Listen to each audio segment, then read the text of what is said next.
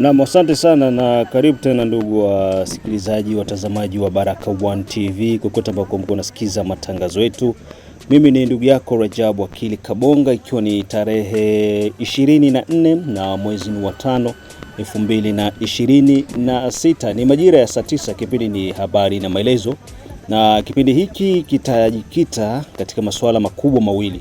Swala la kwanza ni mapigano ambayo yako yanaendelea huko maeneo ya Kivu ya Kaskazini tarafani Masisi, ambako ndege isiyokuwa na rubani drone ya FARDC imeweza kufanya kazi kubwa na hivyo kuweza kupiga hatua muhimu tofauti na vile ambavyo ilivyokuwa inatarajiwa, kwa sababu tulikuwa tunategemea kwamba drones zitatumika sana Rubaya ili kuweza kuachia njia wazalendo na FARDC ambao sasa hivi wako karibuni kuingia Minembwe. Na kitu kingine ni kwamba ndege imeweza kupiga pia maeneo ya Rumangabo na hivyo kuweza kuleta maafa makubwa kwa magaidi wa M23.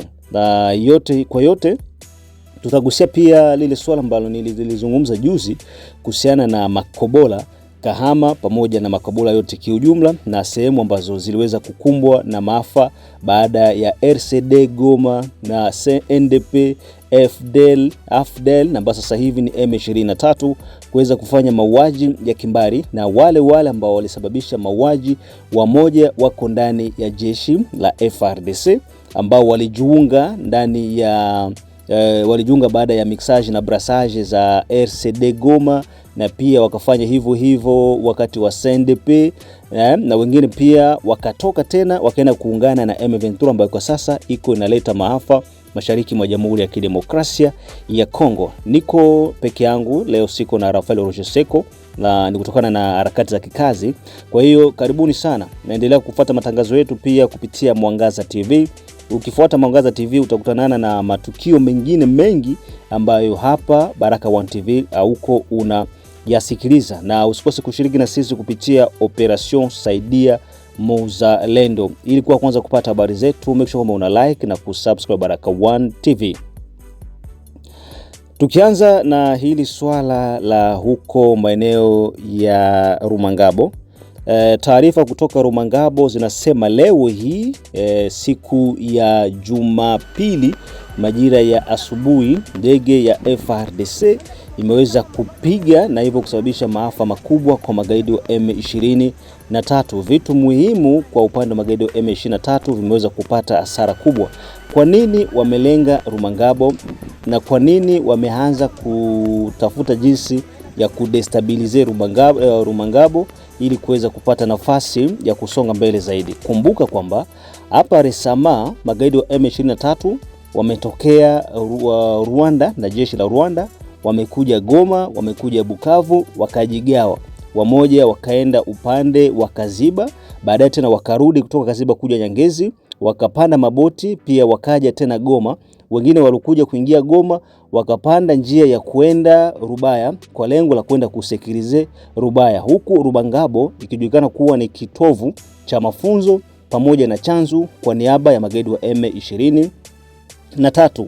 Sasa nini ambacho kimetokea ni kwamba jeshi la Jamhuri ya Kidemokrasia ya Kongo huko wakishirikiana na wazalendo wameanza kuzitarget zile kambi muhimu za M23, na target ya kwanza imeanzia kwa Rumangabo, na nafikiri kwa siku zinazokuja pia chanzo patahusika. Kwa nini kutarget hizi maeneo? Hizi maeneo zina umuhimu wa kuwatengeneza watu ambao kwa upande wangu na kwa upande wetu sisi sote wa Kongomani tunaweza kuwaita kwamba ni magaidi, kwa sababu wanapotengenezwa magaidi na ndio hao ambao wako wanakuja kuleta tena shida katika maeneo mbalimbali ikiwemo Kivu ya Kusini pamoja na Kivu ya Kaskazini. Kwa hiyo shambulizi hili ambalo lilifanyika Rumangabo litakwenda kuwa affaiblir kwa mara nyingine tena M23 na kuweza kuwatia nguvu za kipekee majeshi ya Jamhuri ya Kidemokrasia ya Kongo pamoja na wazalendo. Kwa hiyo mpaka sasa hivi ambavyo tuko tunazungumza hapa, Rumangabo paniki ni kubwa na M23 wanajitafuta watafute wapi pa kutokea. So kitu cha muhimu ni FARDC kuzidi kuimarika na kuzidi kuongeza nguvu na bidii na jitihada za zaidi ili waweze kufikia hatua ambayo ni kuweza kuchukua tena Rumangabo, chanzo kuirejesha mikononi mwa serikali. Utafahamu hayo maeneo ni maeneo muhimu ya mafunzo kwa ajili ya jeshi na yalikuwa yanatumika kwa ajili ya jeshi la taifa la FARDC kabla kuingia mikono wa magaidi wa M23. Bwana, niko Rumangabo. Tumelamuka bien. Hapa ni sawa kidogo. Sauf que saa hii kunapita 30 minutes. Drone atuweka inatokea wapi? Inapiga mukanya ISSN. Pembeni ya terrain ya Kabumbu. Kama unaona hapa pembeni ya terrain ya football kuna kwa atelier moja kabambi ya baveve, ya bagarde. Atelier de couture ya baveve ya bagarde inaipiga kabisa na isakaje. Njoo habari kwa mwae mwingine saa hapa Rumangabo saa hii. Sawa, ni masiku bwana. Na furahi kusikia sauti yako. Tukikamata swala la Rubaya. Ndege isokuwa na rubani mapema alfajiri, mapema alasiri iliweza kushambulia maeneo ya Rubaya, na katika hali ya vurugu kuna maafisa wengi wa M23 wa ngazi za juu ambao walipoteza maisha maeneo ya Rubaya. Bado taarifa kamili tungali tunazifuata kwa undani ili angalau kukuletea majina ya baadhi ya viongozi wa M23 ambao walipoteza pale Rubaya. Utafahamu hivi, Rubaya kumetumwa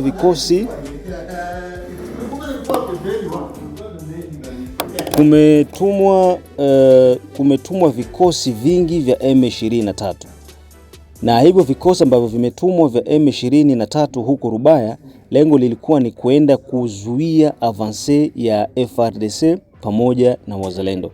Lakini licha ya kwamba wamekwenda kujaribu kuzuia avance ya FARDC pamoja na wazalendo walikuwa wanalalamika sana hili swala, huku wakiwa wanahitaji usaidizi wa ndege zisizokuwa na rubani ama vile ndege za kivita, na imeweza kushughulikiwa mapema ya alfajiri ambako vikosi vya serikali FARDC viweza kutumia ndege zisizokuwa na rubani na hivyo kuweza kuleta matokeo ambao ni ya muhimu.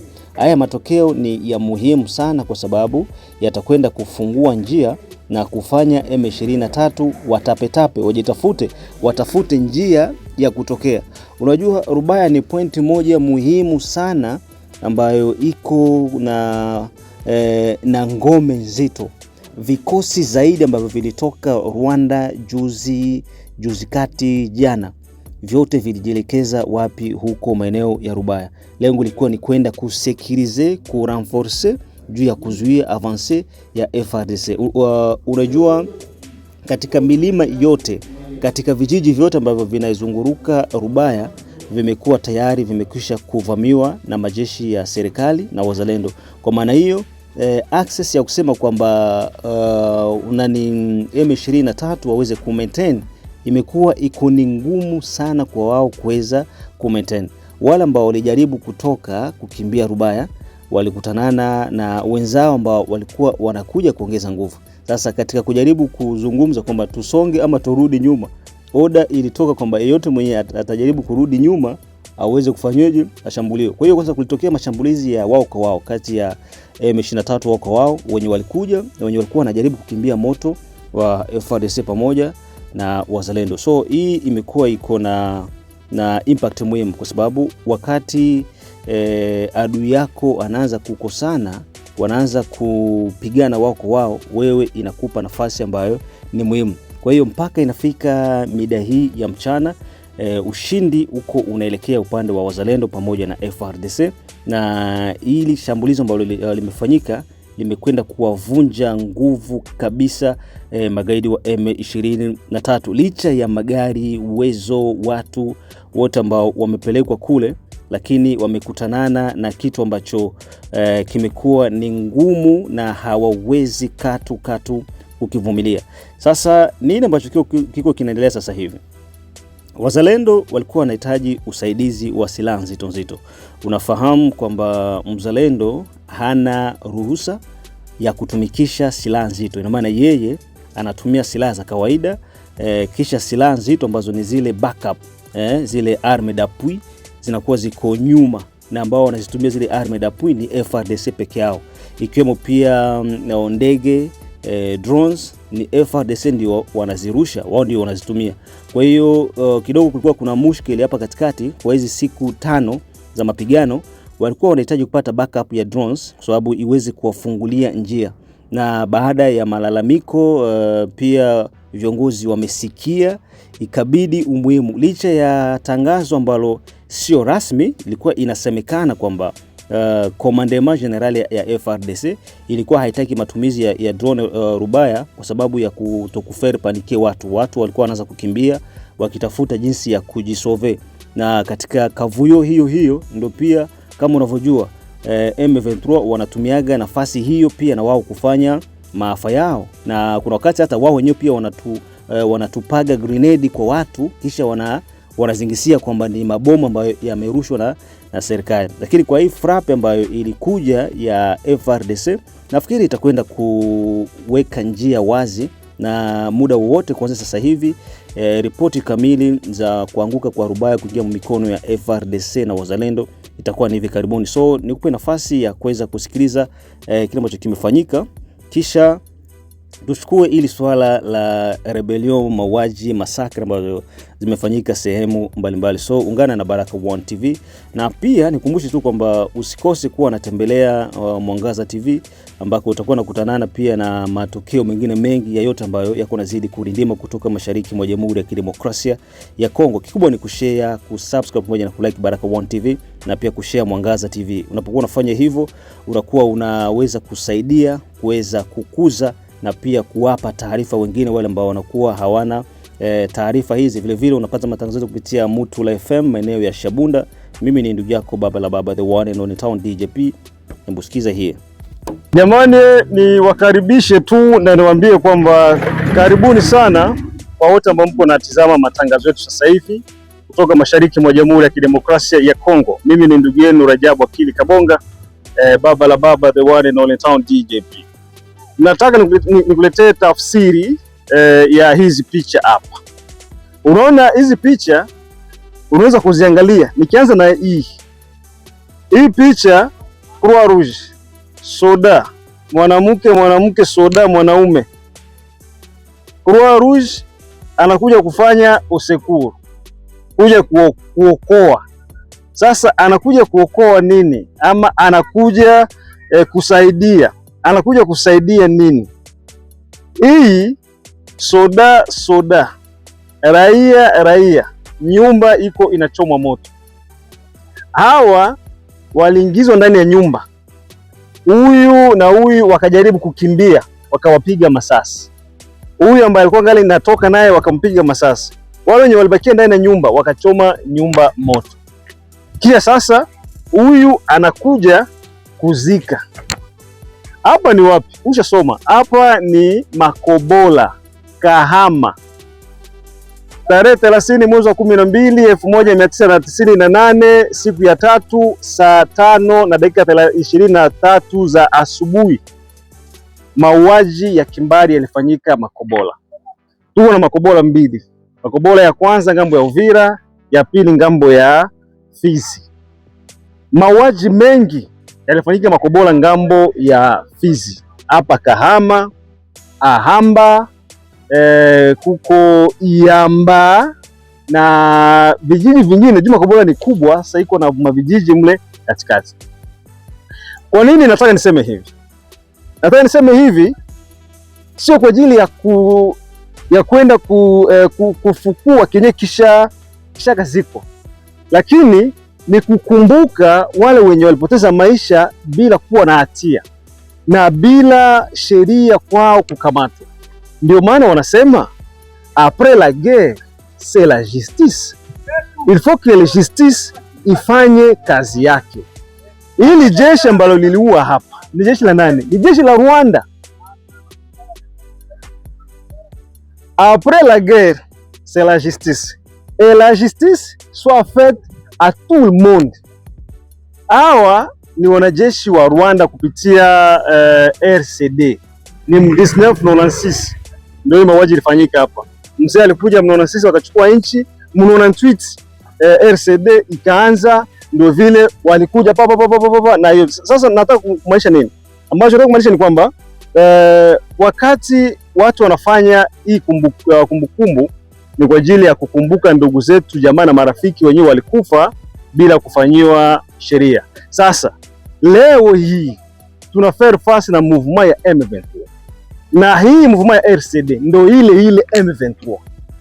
Unaona, donc wawaji ni wale wale. Angalia, Moise Nyarugabo alikuwa mu RCD, leo yuko mu M23. Angalia nani, Azarias Ruberwa alikuwa mu RCD, leo yuko mu M23. Hippolyte Kanambe yeye ndo alikuwa RCD wa kwanza avant meme ayakuwa president, alikuwa yuko commandant force wa force terrestre, sawa, ku niveau ya Goma. Yeye ndo alianza kufere shite ya Kisangani meme avant coup d'etat ya meme avant assassinat ya Laurent Désiré Kabila Kinshasa. Naye alikuwa yuko mu RCD. Tuko na ba officier généraux colonel major biko mu FRDC, biko mu M23, balikuwa mu RCD na ndio walikometre hii mamasakre hapa Makobola. Sasa tuambiane, eski tusameane ama sheria ifanye kazi yake? Mimi naona ni cha muhimu kama sheria itafata mkondo wake. Sasa hii picha unaweza kuiangalia na ukaitafsiri ikakupa tu tafsiri kamili kwamba watu waliuliwa na wakaja wakasaidiwa, lakini tofauti nyuma ya mgongo na hapa mateso yalikuwa ni mengi. Historia nilipata hapa ilikuwa ni kwamba apre hao watu kuingia walikamataga kijana wakawa wanazunguka naye, waambia ita mkolo yani mkolo ni tangazo, mshuke, vita inaisha, banasema mkuye ni bandugu. Watu walikuwa huku kumapori na milima kule, ule kijana kena anatangaza mkuye. Sasa raia wanaanza kushuka, ile kushuka ni kushuka pa wanabatia nyumba, watu wakamaliza pale mbele. Kuko force commune yenyewe walizikwaga na kuko mnara mkubwa pale, selon estimation wanasema ni plus ya 1450, zingine zinasema ni plus ya 800 wenyewe walikufaga kwa pamoja, familia, ndugu, jamaa na marafiki. Mpaka leo tu na maviktime humu Makobola wenyewe walipoteza maisha, ndugu, jamaa na marafiki. Kwa maana hiyo hili swala haliko swala la kuacha lipite hivi, lazima sheria ifuate mkondo wake, na ndio maana itakuwa ni ngumu kusikia kwamba M23 wanapewa amnesty, kwa maana kwamba wanasamehewa, kwamba okay, tusameane yaishe, tuanze tena upya, alafu tena ukute ule M23 ndio iko tena mu FRDC. Ndio kitu kimoja hapa Makobola, M23 ilifika mpaka hapa. Unaona, M23 iliingia mpaka hapa kote Makobola na walifika mpaka hapa. Unajua ni maafa mangapi walifanya huko Makobola? Watoto walipigwa na mabombe huko Makobola, tuliwaona, tulishuhudia, tulifika, familia tuliziona. Mpaka leo kwa fasi Makobola kuko mabombe zilianguka kutoka kwa M23. Vijana wa huko Makobola shida walipata kwa M23, na ndo wale wenye walifanya hivi huko unaona hapa.